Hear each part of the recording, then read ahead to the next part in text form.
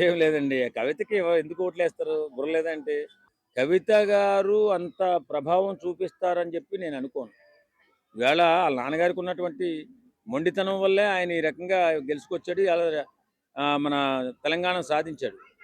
5 సంవత్సరాలు చేసిన తర్వాత, ఆరో సంవత్సరం నుంచి రెండోసారి అధికారం ఇచ్చిన తర్వాత కొంచెం అహంకారం పెరిగిపోయి అంటే వాళ్ళు వీళ్ళు అన్న మాటలు నేనేమంటలేదండి. వాస్తవంగా టీఆర్ఎస్‌గా ఉన్నప్పుడు చాలా అద్భుతంగా తెలంగాణ ఆ! రాష్ట్ర సమితిగా ఉండేది. మనం తెలంగాణకే పరిమితమై ఉండేది. నేను తెలంగాణకు పరిమితం గాదు, దేశానికి పరిమితం అని జెప్పేసి ఏదో కొంచెం ఎక్కువగా ఆలోచించి వీఆర్ఎస్‌గా మార్చి వెల్లకితల పడ్డారు కేసీఆర్ గారు. ఎందుకంటే మనం మన తెలంగాణని బాగుపరుచుకోవాలని మన నిధులు, నియామకాలు, ఉద్యోగాలు ఇవన్నీ కూడా మన వాళ్ళకే రావాలి. తెలంగాణ బాగుపడాలనే ఆలోచనతో ఉద్యమం చేసి, అకుంఠిత దీక్ష చేసి తెలంగాణని సంపాదించిన వ్యక్తి మాత్రం చంద్రశేఖరరావు గారు.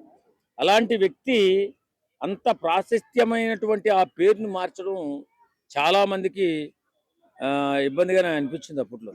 ఎందుకంటే ఈ స్థాయి అందరికీ తెలుసు. ఆయన ఒకవేళ ఎక్కువగా ఊహించుకుని ఉంటే ఊహించుకోవచ్చు కానీ, అంత స్థాయి లేదు అప్పట్లో. ఒక దేశానికి పోటీ చేసేటటువంటి శక్తి లేదు. ఎందుకంటే ప్రాంతీయ లీడర్ ఇతను. ఒక ప్రాంతానికి, ఒక ప్రాంతానికి బాగు కోసం నిరంతరం తప్పించి ప్రాణాలు కూడా పోయే దాకా వెళ్ళి రిటర్నొచ్చి ఏదో సాధించాడు. ఖచ్చితంగా అధికారం సంపాదించాడు.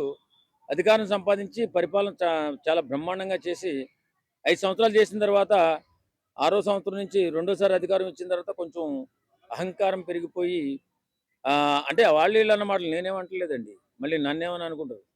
అహంకారం పెరిగిపోయి మంత్రులకి కూడా ఎమ్మెల్యేలు కానీ అపాయింట్మెంట్ ఇవ్వకుండా వాళ్ళ నియోజకవర్గాల్లో అభివృద్ధి జరగకుండా ఒక 5 సంవత్సరాలు మాత్రం ఇష్టానుసారంగా చేశారు. అందువల్లే ఓడిపోయారని చెప్పేసి అనుకుంటున్నారు.